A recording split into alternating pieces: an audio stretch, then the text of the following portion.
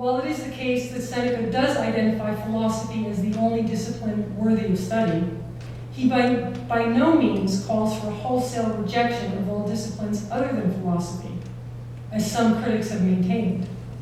Quite to the contrary, Seneca clearly acknowledges that the traditional liberal arts do in fact contribute to human welfare, inasmuch as they prepare the soul for the reception of virtue, even though on their own they are incapable of achieving that ultimate goal.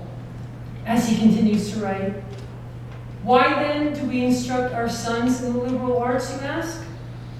Not because they give virtue, but because they prepare the soul to accept virtue.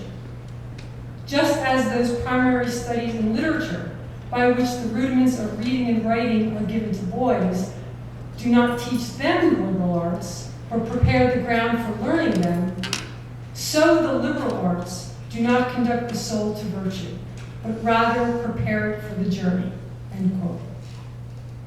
Seneca clearly sees great value in studying liberal arts, so long as they are pursued as a means to a higher end.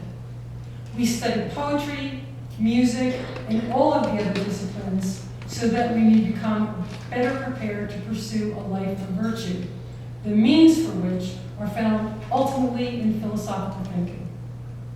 Moreover, according to Seneca, only philosophy can truly be considered liberal, since it is not tied to any ulterior purpose. The goal of philosophy is explicitly and uniquely the perfection of human nature in and through the cultivation of virtue. In a truly prescient and relevant way, Seneca distinguishes between what we might call the formal goals of the liberal arts and the more philosophical.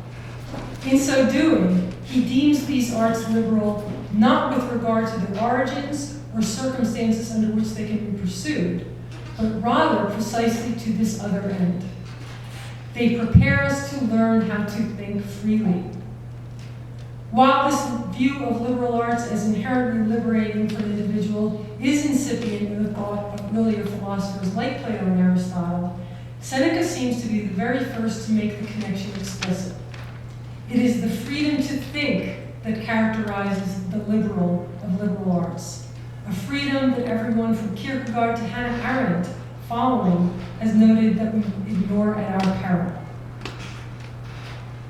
Further evidence that Seneca did in fact see great value in the study of the liberal arts can be found in the letter that he wrote to his mother, written during his time of exile. In an effort to allay her sadness in his absence, Seneca counseled her to seek solace in the liberal arts, since they have the potential of providing her with a properly philosophical understanding of her lonely environment. This, Seneca claimed, would give her just the consolation she needed. Here I'm reminded of Aristotle's discussion of catharsis in his work on the Poetics, where he suggests that a good dose of theater, specifically tragedy, can be quite useful in ameliorating or assuaging our emotional distress.